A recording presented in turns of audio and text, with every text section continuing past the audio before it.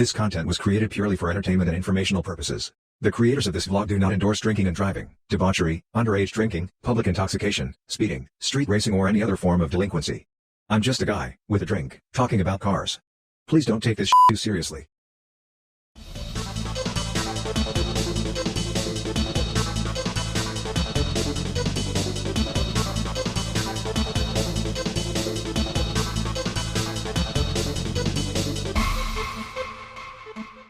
Back once again, it's your boy, the Killer Bee, the Fat Man, the Africanized Honeybee, the Car Guy Blog 05 Guy, at 05Car on Instagram, at 05Car on Twitter, at 05Car on Facebook.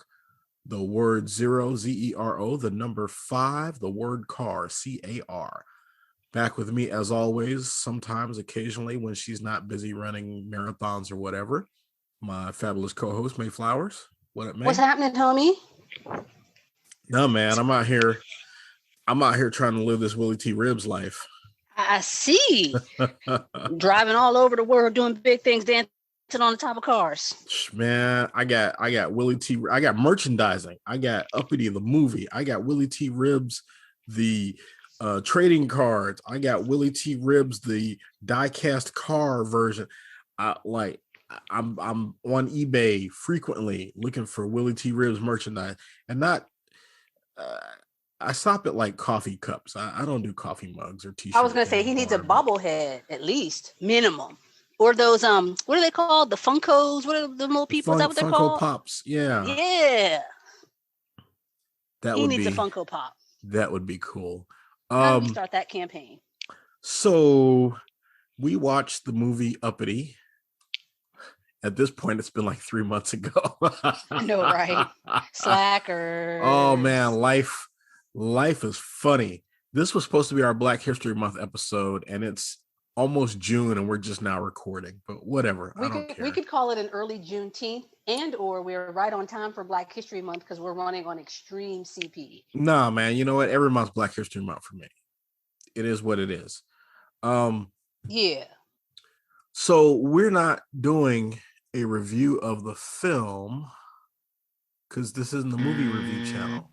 And lately my content has been all over the place because this damn pandemic and being jobless has put a serious crimp in my auto crossing, certainly, but also, I have my car back, but I don't really have it because it's in the storage unit and I'm not in the storage unit. So somebody the other day was like, man, you should do an engine build. I was like, man, I can't do an engine build.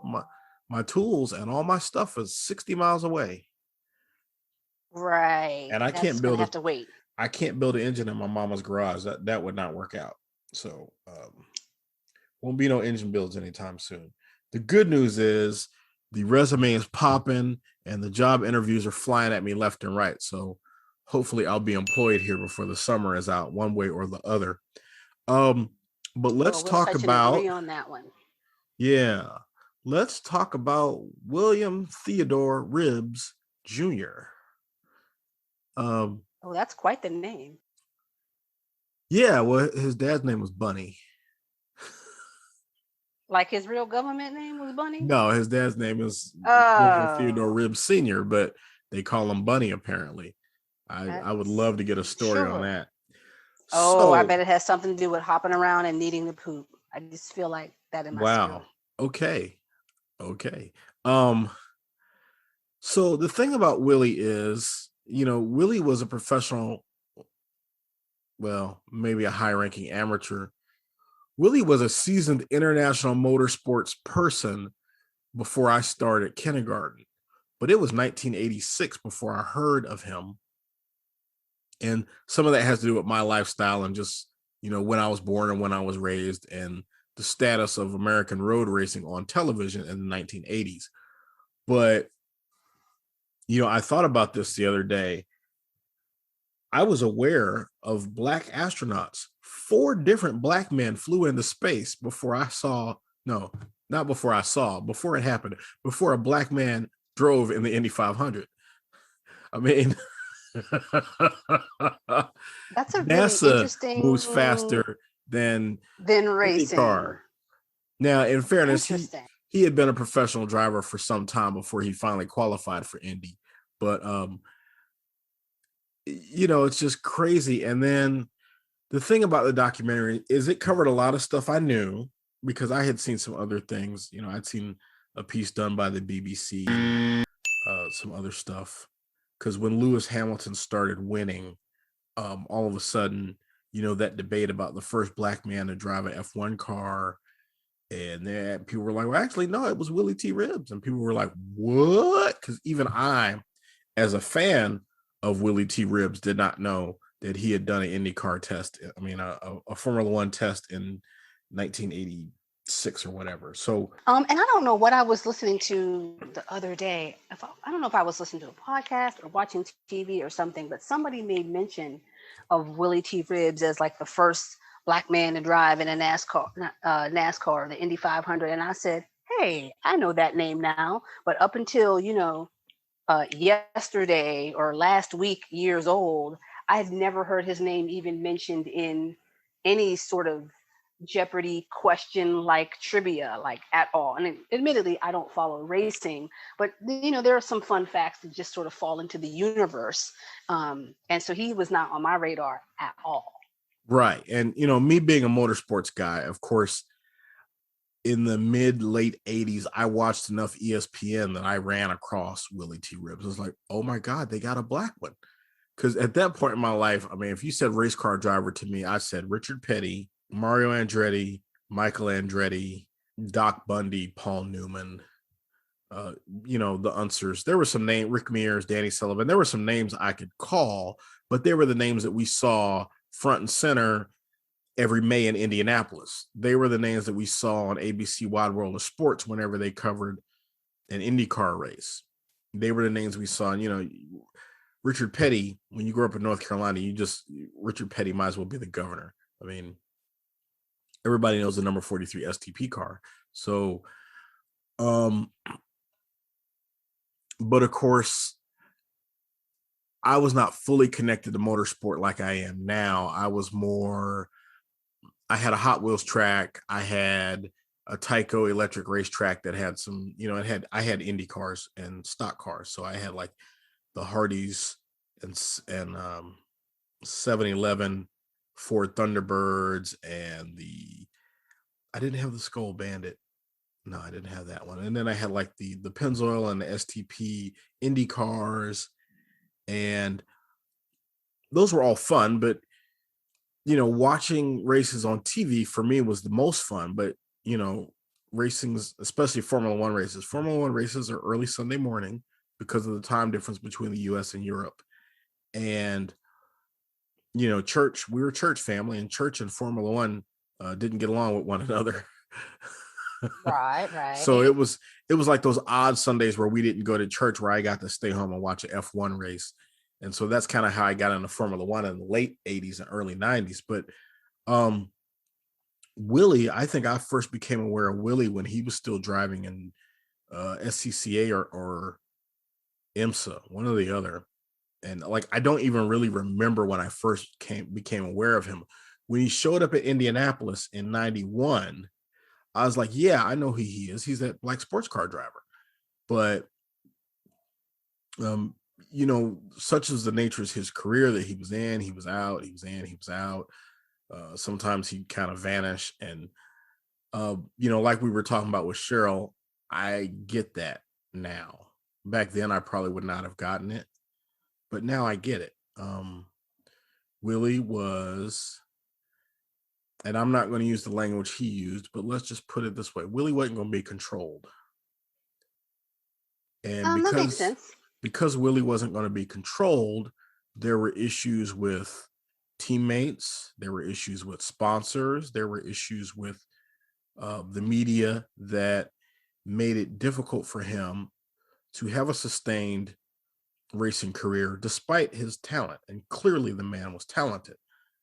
I saw a race where he was in the IMSA GTO in the Toyota Celica, where like the first or second lap of the race, he had a collision and dropped a tire, flattened the tire, and had to go into the pits and have the tire changed, and came out like, if he wasn't last, he was close to last.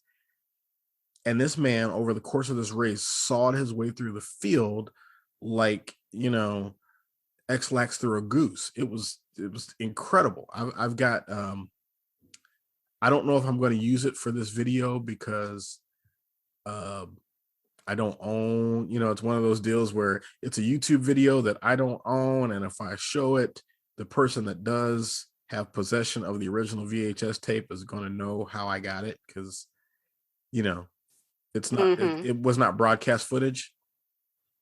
But I might talk to him and see if we can come to an agreement, or if he's okay with me using the footage, because it's the in-car video feed, not the televised feed, the permanent in-car tape. So like, it's just him driving from inside the car. You can't see anything but the roll cage and what's in front of him.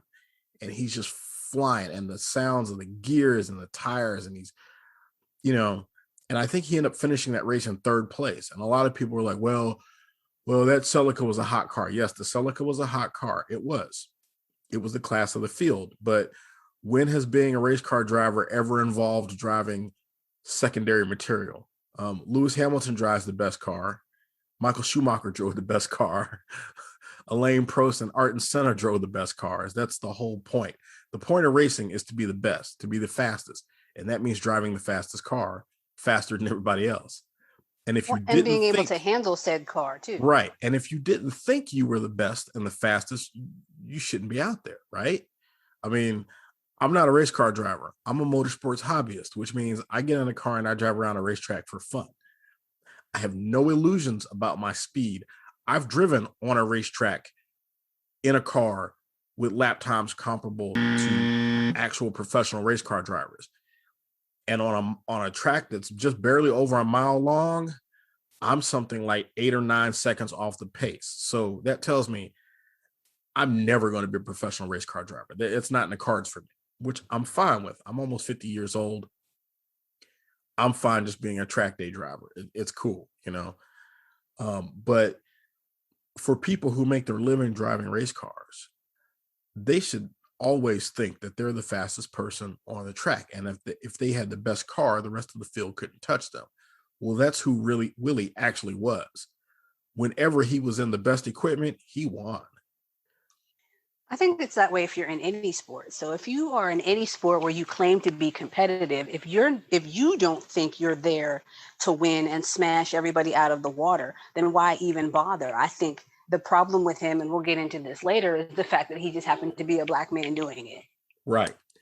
And it's different with individual sports and team sports. Like, there are guys on the football team who know that their job is just to take up space. I mean, football. But even then, that you are the best person at taking up space. Like, I'm the best taking up spacer person on this team. Right. And football is unique in that, interlocking 11 pieces, and everybody has to do their little individual role for the thing to work properly. But in race car driving, it's like you got a driver, you got a car, and you got some people that fix the car. And that's your core group. So if the money guy can spend enough money to buy the best stuff, and the pit crew and the mechanics can keep the best stuff all together like it's supposed to be, then the driver's job is to drive it faster than everybody else.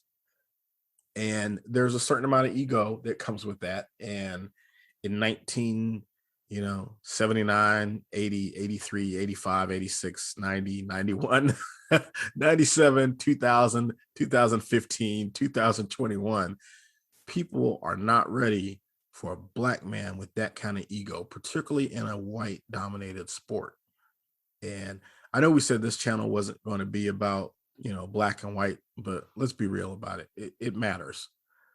The history of this country, the nature of what we've been going through in the last few years, race is not something we can avoid or hide from, particularly in a situation like this where we're looking back on a horizon 30, 40 years ago and understanding how different things were then.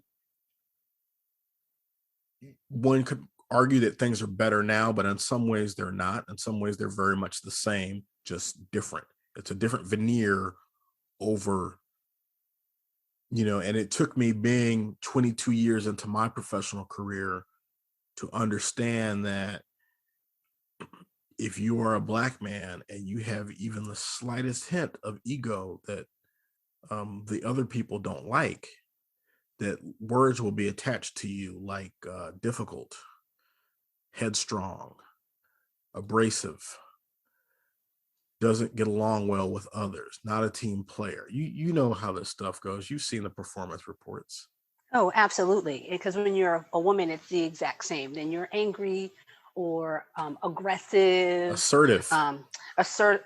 It's weird. We never get assertive, but it's aggressive, because I think assertive is one thing and aggressive is something altogether different. But my favorite is sassy.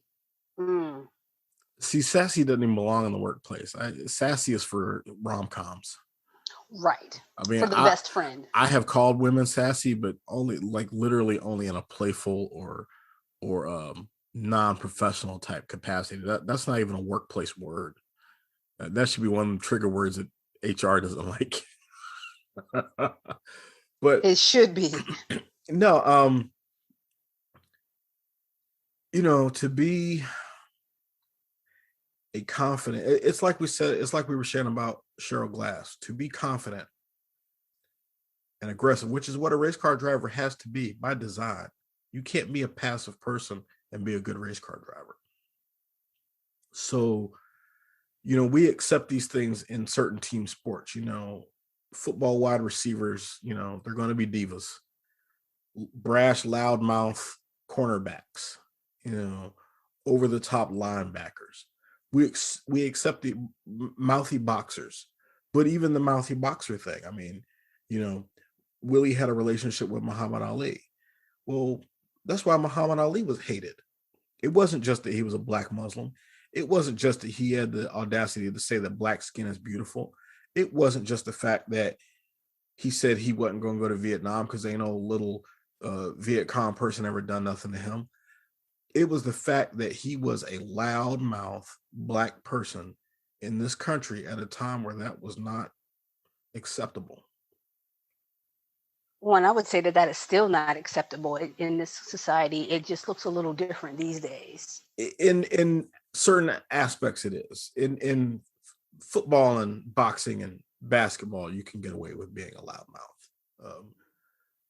People think it's cute or entertaining, but in the real world, in the workplace, in politics, you can't be brash or bold or outspoken with brown skin and expect to get away with it. There will be consequences. They might not be dire consequences, but there will be consequences. I can remember the first time a quote unquote friend suggested that I do a 360 feedback exercise.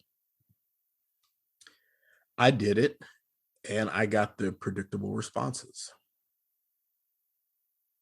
And it was the same issue I was having with my supervisor at the time. There were only two answers for me. I either didn't say enough or I said too much. And the deciding line was always, of course, in everybody else's head, right? Absolutely. I can say the exact same thing that the guy sitting next to me said, but I hate to say this, and he was a nice dude, but I wasn't a corn-fed country boy from an Iowa pig farm. Right. My favorite ever workplace review came from a place that I stayed at for only 11 months because it was absolute torture. And the comments were, you're a leader and everyone is looking up to you and the team really likes working with you. But that's not what we pay you for. Huh? You're right. You don't pay me for that. But it was absolutely like, you are out of we are not interested in any of these so-called leadership traits with anywhere else would be welcomed, I think, in another body, in another space. But sure. Amazing. Got it. Message loud and clear. So we're going to pivot back to Willie because we are really supposed to be talking about Willie T. Ribs, not just our own experiences in the workplace. But as I watched the documentary, and I've watched a couple of different ones, filmed at different times about Willy. And, there is, I think within him, his demeanor over the years, he's come to accept his place in history and understands that it is a place in history. I think at the time, he was not satisfied with just being, the first black man to qualify for the Indy 500 and the first black man to complete the Indy 500. I think he wanted to be a front runner. I think he wanted to win. That is the competitive nature of all race car drivers. And it's unfortunate that the money situation never worked out for him, but that is the nature of Indy. I mean, in real life, there's only a handful of teams that have ever been truly competitive in the Indy 500. And they basically boil down to the names Roger Penske, Chip Ganassi, and to a lesser degree, Andretti Green or Andretti, however. Oh, Patrick Racing. So it's basically been the mega teams with all the deep pockets. The Roger Penske and his organization, Pat Patrick and his organization, various iterations of Kim Green and or the Andretti family, and Chip Ganassi and his team. I mean, you could say AJ Foyt, but at the time that AJ Foyt was still competitive, it was either it was still the USAC days before CART took over, or it was after the CART IRL split when the competition had sort of been cut in half. But, at Indy, there's 8 cars that can win and another 25 that's just there. Yeah, no, I absolutely got the impression that during the time of he was doing all of this work that he had a little bit of a chip on his shoulder about how, I'm good. I should be better further along. I should be doing more things. I should have the deals. I should have the money. And now that he's had some time to sort of look back at that, he has sort of resigned himself to saying, all right, well, I'm in the history books and that's great. And, I did it. It's been done. But I would imagine there's a twinge of, what could have been if. Oh, absolutely. But by the same token, he knows that the bar moved for him because of Wendell Scott and because his dad and Willie's dad was a racer. Willie's dad was a amateur, like a club racer, but still incremental steps. And Willie knows that because of Willie, that there was a Lewis, and right. That's important because Lewis Hamilton, I'm working on right now, top 10 Formula One drivers of all time, which is ridiculous. You just can't do that kind of list because of the difference in eras and machines, and like Alberto Ascari and Juan Fangio. How do you compare them to a Lewis Hamilton or a Ayrton Senna or a Alain Prost or Nigel Mansell or a Niki Lauda or a Jim Clark or a Sterling Moss or Jackie Stewart, Jack Brabham. John Surtees. There's so many different eras and so many different types of cars and changes in technology that it's really difficult to do. But all the same, as I'm putting this list together, it's like there's no way you can omit Hamilton from that list. If you look at most wins, most poles, most championship, like when you start to add those kind of numbers up, Hamilton is on the list no matter how you slice it. So, the fact that we've reached the point where a black man, and whatever you want to say about his mixed lineage, in American terms, he's black. In British terms, he's black. It's only people that want to go back and change the rules now and say, oh, he's not black, he's mixed. Show me the mixed column on the census chart. Yeah, funny how that works, right? I got like 45 cousins that are mixed, but they're all black. I mean, it is what it is. For us to be at the point where if you make a short list of the greatest Formula One drivers of all time, there's a black man on that list is in no small part due to Willie T. Ribbs moving that bar a little bit further so that somebody couldn't say, well, we can't put Hamilton in the car, he's black. We know he can drive. Let's do it. And in fact, it was probably the opposite. It was probably some sense of, okay, he can drive and he's black. Let's do this. Right. It's almost like the novelty factor, like we talked with Cheryl. Yes. Or more to the point, Formula One is a global sport. Formula One enjoys wide support in a lot of regions of the world where people are not Caucasian. And they are keenly aware of that. There is an Indian driver. There have been Japanese drivers. There have been various types of Latino drivers from South America. So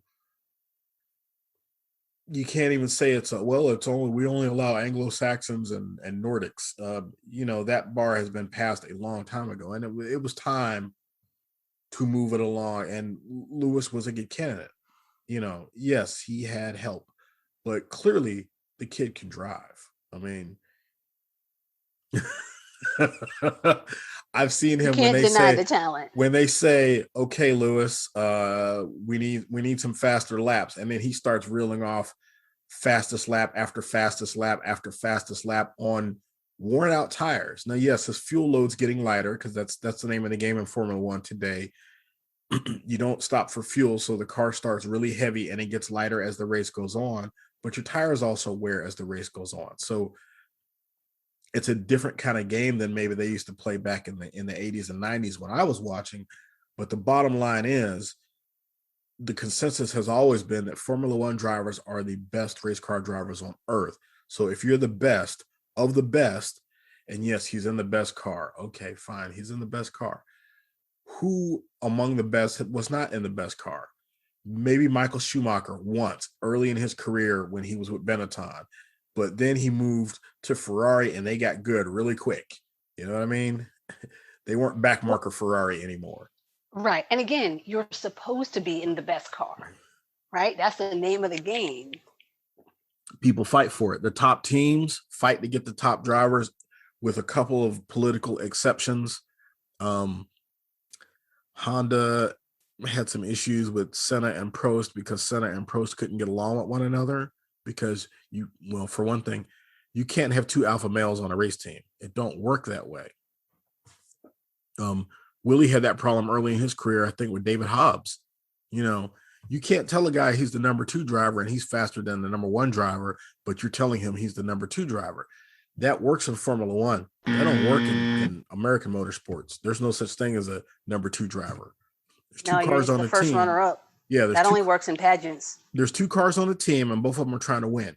In Formula One, you can tell the guy, let the boss by, and don't pass him or whatever. And even there, technically, it's supposed to be illegal. But this idea of you as a race car driver making yourself second to somebody else on purpose is nonsense. So getting back to the movie, tell me what you thought about the movie itself. Well, first of all, I had seen the movie on Netflix, and I saw like the little clip that they showed, but it was like a little, I think, black and white clip of him as the driver. And so it didn't strike me as particularly interesting. So now that I've watched it, I'd be interested to go back into Netflix and see if the little blurb they show me is different, because, they change up the titles. The movie itself, I thought, was really good. And again, we're not critiquing the film per se, but I thought it was interesting that it was produced by Adam Carolla, because I don't know him as a car person. I know him as the guy from Loveline and some other crude TV shows that I don't watch. The Man Show is what I remember. Yeah. And I'm not a fan of Adam Carolla, but Adam Carolla is a car guy, and I didn't know that. So when I saw that he was producing, I was like, oh yeah, okay, that actually makes sense, because he's a car guy. He would know who Willie was. Right. And then I saw that Van Lathan was also listed as one of the producers as well, which I thought was interesting, because I didn't peg him for a car guy, but I don't know much about him other than he was the guy on TMZ. So that caught my eye. The movie itself I like a good documentary, and I'm usually always watching for the angle. So I figured out that pretty early on that him getting to Indy was going to be the dramatic ending, particularly as they sort of kind of teased and went back and teased and went back about how he was going to get in the race or get not in the race. But I thought it was really well done. I got a complete feel for, how he came up through the ranks, maybe sort of the points where he stalled, what went wrong, where there could have been cooperation better to help get him further along, and enough retrospectiveness that didn't necessarily come with like an attitude. Because again, I felt that he had a little bit of well, I could have been bigger, but people got in my way. But it did not come across angry. And Right. it did not come across as, this is the documentary to show you what could have been. So I appreciated that aspect of it. So I thought it was neat. It was a good watch. I was in about halfway through, I started to get really intrigued. And then I just started enjoying like the footage. I'm like, oh, this is fun. Look, cars, yay. Yeah, the Formula One part is the part that threw me because that was not something I knew about. Most of the other stuff I was aware of through, like I said, I'd seen some other documentaries. There used to be one that ran on ESPN. It was hosted by, I want to say, Neil Bonnet, but the thing about Indy, and I watched both of the races that he was in, so I was aware. The Bill Cosby money, I knew about that. Bill Cosby. Oh, talk about footnotes. Oh yeah, I thought that was very interesting. And then I was like, I forgot just that quick. I was like, that's right. Bill Cosby used to be the hottest thing walking in Hollywood. At that point, right, at that point, yes. Certainly on the television side, he was one of the most powerful people in Hollywood because he had the ratings juggernauts. And, that's currency. Now, we're not going to dig too much into the rest of that, but, race cars run on money, and he knew that Willie needed money, and he knew why Willie didn't have money. And, let's be real about it. 1980, whatever, even into the 90s, early 90s there. How many sponsors from the automotive, especially the automotive realm, because who were the sponsors back then? Mostly tobacco and automotive. And beer, maybe? Beer, yes. Alcohol, hard liquor, no, because of rules. But the tobacco folks were running things, and the other sub-sponsors were usually automotive related companies. And especially Indy, still, even under CART, Indy was still a sort of Midwestern kind of, you know what I mean? They weren't going to put good all-American fun. Yeah, they were like, and again, it's that thing about, it wasn't so much that Willie was black. It was that Willie wasn't the kind of black that they wanted. Right, because it's one thing. Yeah, because generally, good old all-American flyover state goodness is a white person, but it's even a certain kind of white person. And if you're going to be black, you've got to be a certain kind of black person. And he was not that. And that's it's Will Smith, Fresh Prince black, early Oprah black, whatever, that non-threatening, you're just like us, except you're tan. Right. Kind you of can't thing. be the, and let's face it, it is what it is. Willie was the angry black man. Oh, for sure. And of course, black men know why black men are angry. Black women know why black men are angry. But middle America does not understand why we're angry. I mean, I've literally had somebody ask me that. Why are you so angry? Are you kidding me? Are you serious? Am I being punked right now? You can't be serious. I've told this story before. It was an HR manager at my job after I had cussed somebody up and down. And, I had to go talk to HR. And he asked, "Why are you so angry?" And I pointed out the window, and there was a truck out there with a big old rebel flag in the back window. The old kind of see-through decals. Oh, And I said, how "Because appropriate. I gotta come to work with people that fly those every day." Right. And And their comfort is he centered. looked at me, and like you could see the gears turning in his head, and then he just kind of hit a resigned, "Oh yeah," because he was from Northern Kentucky, but he was still from Kentucky, so he knew. But he just had never heard anybody like me say it before, and that anger.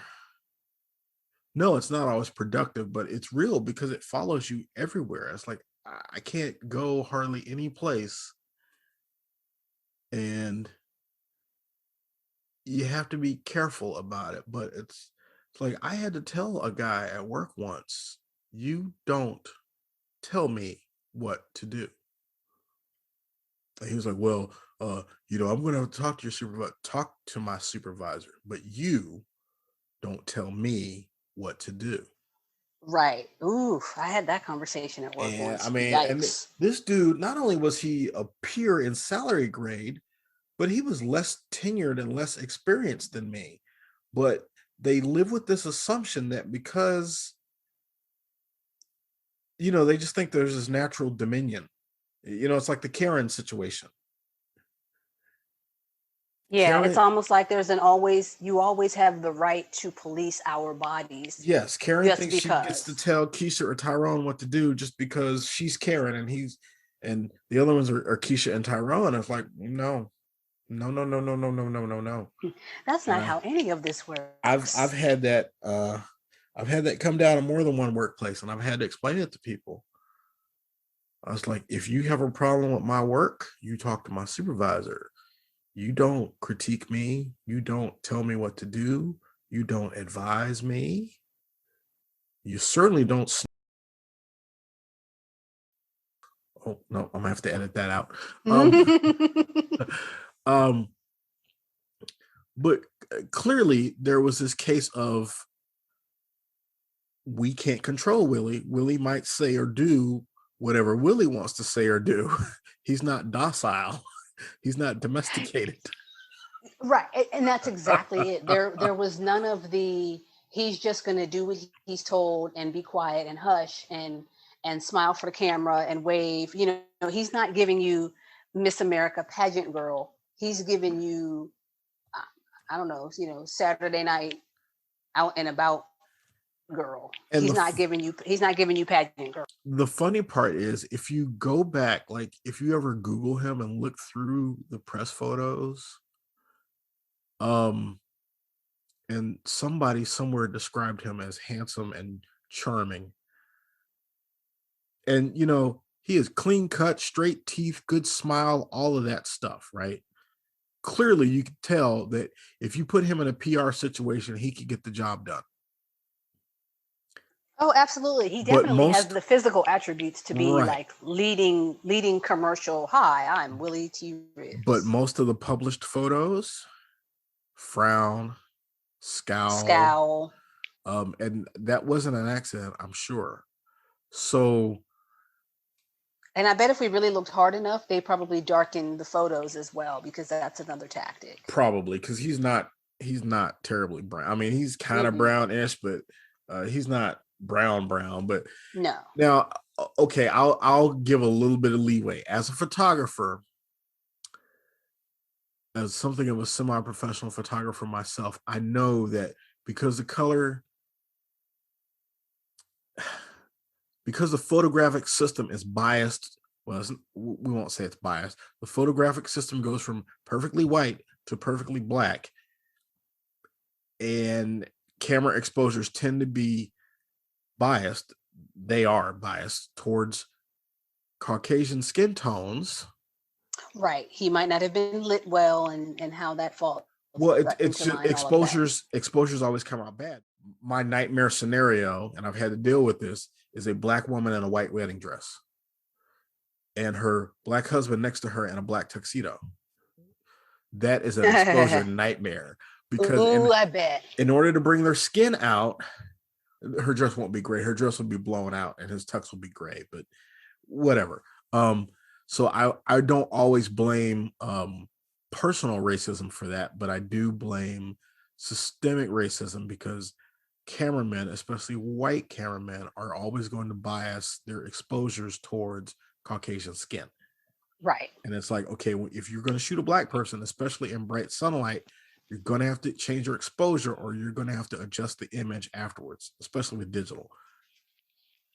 But anyway, that's neither here nor there. Yes, the thing about the pictures they release always of, another example, when Cheryl crashed the Mickey Thompson truck. Remember the one photo in the newspaper was her in the neck brace. Now, she wasn't injured. Oh. They put her in the neck brace and removed her from the truck like that as a precaution. Right. But that's the picture that they chose to publish. Or the one, I know you saw the clipping. It was a newspaper. It was a photocopy of a newspaper clipping from a digital archive, but where her skin was so black that you could not see anything but literally her eyes and her teeth. Yeah. Like her hair and her face were blended together. Well, she had black hair and brown skin, so those should never expose as the same color. But, and again, I'm going to blame that on the fact that it was an ancient photocopied article, and photocopiers are notoriously bad at color tones. And it's a photocopy, probably of a photocopy of a photocopy. Like, yes. Who knows? But yeah, it's like there's the little subtle things that it's like, if things could have been different.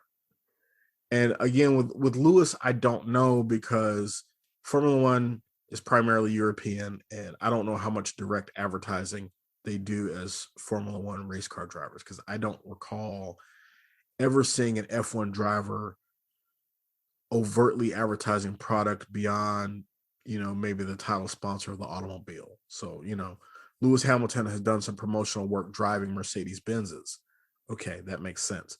But he's not on TV hawking paint or cigarettes or cameras or any of those kind of things. So I don't know how that works out for them in Europe. And Europe has some weird advertising rules anyway. So yeah, he may not be doing that, because some places they don't have TV commercials, or not like we have, because I guess in the UK, all the TV stations are still government run or something, and they're not commercial entities. So they don't, it's weird.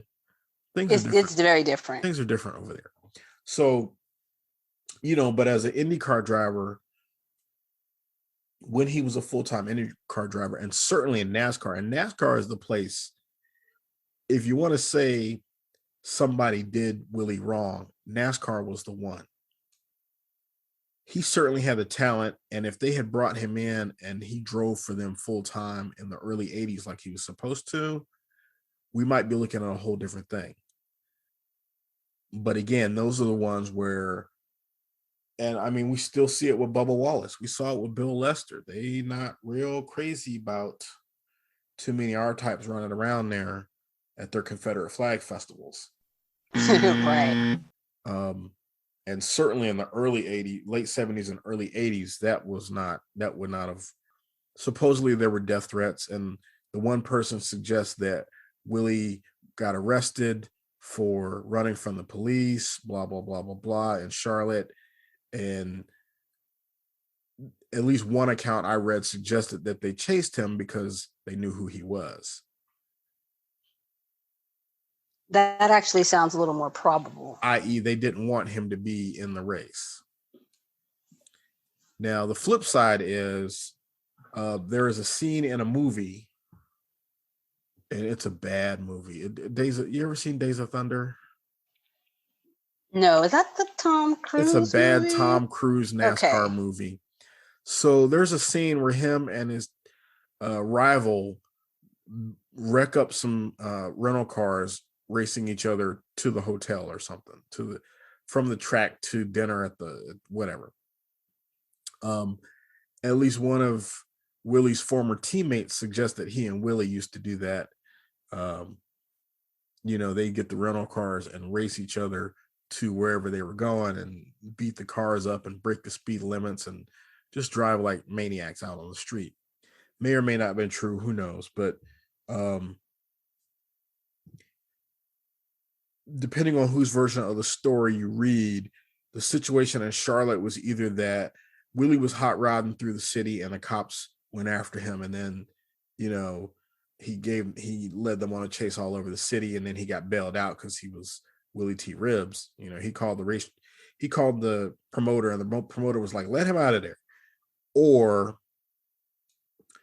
the cops may have been looking to harass Willie and lock him up on a BS charge just to make sure he couldn't be in the race. And he led them. You know, I don't know. That's almost become a thing of myth at this point. But right, the truth is somewhere in the middle, I'm sure. The truth is that was only a few years after Wendell Scott had stopped driving, because right, he quit driving in the 70s. So NASCAR probably wasn't ready for a full-time black driver. I mean, God, look what they did to Tim Richmond. You don't know who Tim Richmond is. I don't know who that is. Tim Richmond was a very flamboyant and outgoing NASCAR driver who died of AIDS in 1980 something. But they put in a drug testing policy because they were convinced that something was wrong with him. Something was wrong with him. He had AIDS. But you know, they wanted to see his medical records. It was a whole thing. But Tim Richmond was a very talented driver. Ironically, he had started out in Indy cars, I think, and then moved to NASCAR, and, you know, kind of the young hot shot. But he was a rival of Dale Earnhardt back in the day, and but they didn't like him because he was an outsider. He wasn't Southern, and, you know, they didn't care for him. He wasn't their kind of man, you know what I mean? And then Jeff Gordon, same thing. When Jeff Gordon showed up, they didn't too much care for Jeff Gordon because Jeff Gordon wasn't a Southerner. And it's funny how, you know, it's one thing to say, or like people like to not say that, you know, we don't want to include you because you're, you know, Black, Hispanic, whatever else. And then when you layer in the idea of the Southern male, like you said, Confederate flag culture as an additional layer on top of that. Yeah. So as bad as that first IndyCar run was for Willie, to me, the thing that derailed his career more than anything was NASCAR. Because can you imagine? I mean, let's just back up for a minute. This is the 80s we're talking about. So Magic and Bird are doing their thing, but Michael is ascendant, right? He won a national championship, and he's a star player at one of the most storied programs in Southern college basketball. You know, at a time when Kentucky was kind of starting to dip, Carolina was coming on, and Duke was right there with them. So can you imagine if this smiling, handsome, well-spoken Black man shows up in NASCAR and starts winning? It would have been nuts. The shift in the demographics of NASCAR at that point, they wouldn't still be looking for Black fans now, you know, and they're still to this day trying to figure out how to draw in more Black fans because, hello, Southern sport, it's 50% of your population. You know, they wouldn't have had to go to racetracks in Chicago and Kansas City and all these places where they went and had races that didn't work out because the people there were not that interested in NASCAR. They could have grown their fan base in the Southern cities where they still draw. They could have stayed in Rockingham. They could have stayed in Wilkesboro. They could have stayed in Myrtle Beach. You know what I mean? There was a they could have drawn an authentic fan base. It's just like, you know, representation matters, and people will follow things that look like them. You have to give people an entry point, and for most people, it's just seeing somebody who looks like they could be someone they know. Exactly. Or as another way to put it, in the old days, pro wrestling territories, especially in the South, always kept one Black guy in their rotation, usually a baby face, because they wanted to sell tickets to Black people. And they knew that if they had a Bobo Brazil or a Thunderbolt Patterson, go on TV and do that, Southern preacher thing and sell tickets to those black people that otherwise would not show up to the wrestling matches, because you know what? Money is green. True that. So if you had a young, talented black race car driver in NASCAR in 1982, 83, 84, 85, 86, 87, 88, on into the early 90s, how different would their business be looking right now if they had grown that organic African-American fan base here in the South? It didn't matter that Willie wasn't a Southerner, because we would have saw a black man and said, oh, they got a black guy. I think I'm going to go to the track this weekend. Now, would they have had to given up their flags a little sooner? Probably, but would that really hurt anybody? Fly your Confederate flag at home. You don't have to take it to the racetrack with you. Right. It's okay. Look, we know you have one. It's fine. We don't need to see it. We'll take your word for it. You can put it down for 4 hours on Sunday. It's okay. Right. It's okay. We know you have one at home. It's fine. Oh, okay. Final thoughts, because we've talked about almost everything except, well, no, we did talk about Willie. We just wove it in with real life and historical context, I guess. I think the final takeaway, as I look at my Willie T. Ribs trading cards here, the final takeaway is I'm glad that Willie got his due while he's still alive. I mean, in the last year, I've lost both of my grandmothers. I've lost high school classmates. So many people have lost. Paul Mooney just died, yesterday? New Jack. I know you don't know who New Jack is. He was a pro wrestler. Actually, I don't know who that is. He was a horrible, horrible human being, but he was a pro wrestler, notorious for slicing some kid up. And Google mass transit incident if you ever get a chance. Google New Jack mass transit. You'll learn everything you need to know. Or there's a Vice documentary on him that's pretty good too. The Life and Crimes of New Jack or something. That's available on YouTube, because Vice is real good about putting their stuff on YouTube officially. So what I'll say is I'm glad Willie got his due while he was alive, to recognize that there are people that appreciate him and what he did over the course of his career. And it's unfortunate that things got derailed, but I think his place in history is secure, because somebody's always got to be the first, and he owns that, and that's important. So I'm glad this documentary was made, because it was time that American audiences got to see. Because again, I said the BBC had done a couple of good, well, I won't say the BBC in particular, but in the UK, there had been some pretty good documentaries and retrospectives done about Willie. And it was good to see an American production available on Netflix for people to see. And I own the Blu-ray, because I gave up my Netflix subscription when I started on Disney Plus. Now, ironically, I did see Uppity on a streaming platform, but we'll leave that alone, because it's now in their pay. It got taken down from the user uploaded content, and it's now in their pay area. But I did buy myself a Blu-ray, so that I have a Blu-ray, and I'm gonna buy. I got another car.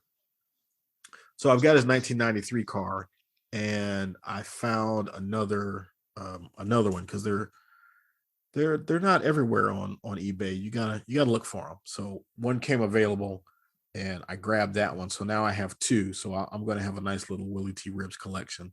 And as more period correct stuff comes along, I will probably snag it, just so I'll have it.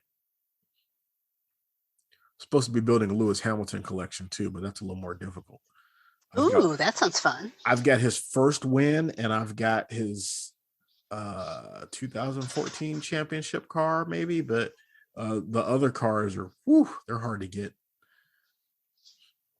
They're really hard to get, or should I say expensive.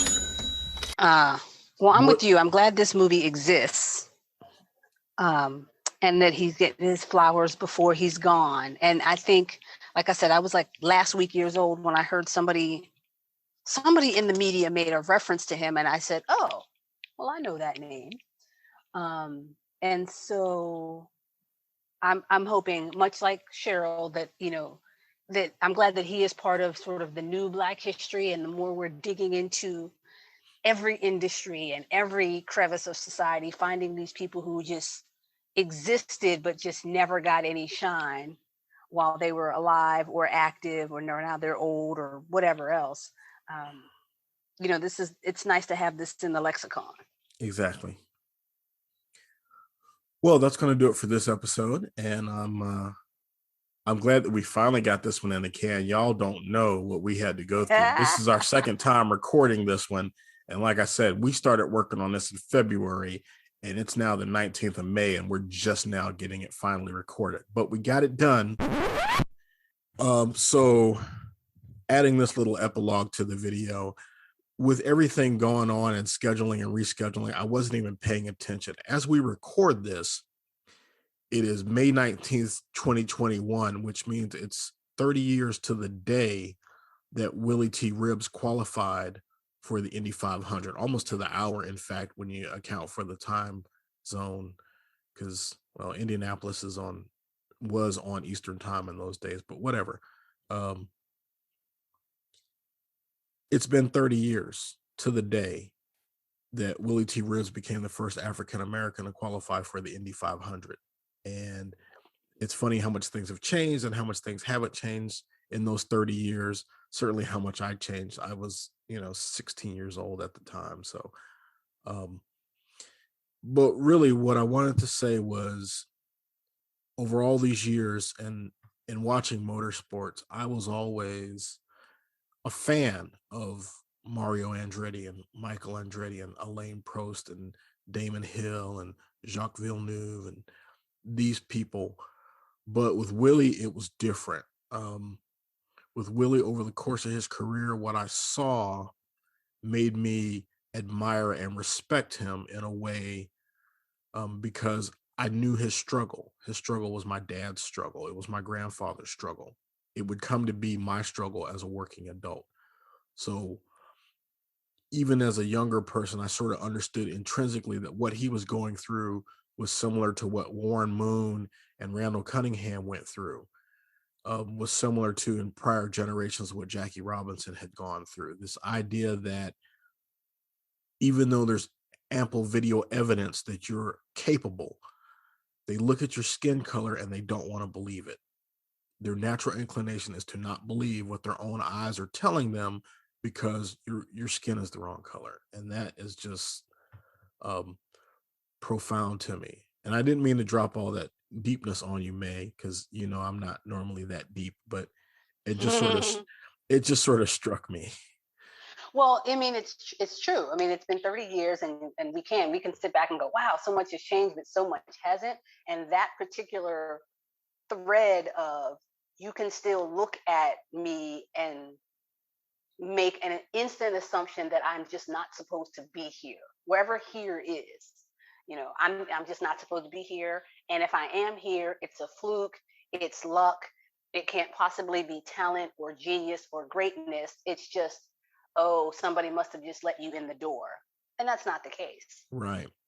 But it's interesting because as I was doing my research, I did happen across a photo, and it clearly was a fan taken photo on a cell phone or something, but it was Willie talking to Lewis Hamilton. And it just got I got all of my feelings about it for just a split that's so second. deep. Yeah. That's so meta. Yeah. So I think that's a great way to close. And it's funny that we had to add this as an epilogue at the end. But like I said, we scheduled and rescheduled so many times, and I wasn't even paying attention. And I looked up and realized that, oh my God, today's literally the 30th anniversary. So enjoy. Thanks for hanging with me there, May. Appreciate it. I know we've gone over our allotted time. Anytime.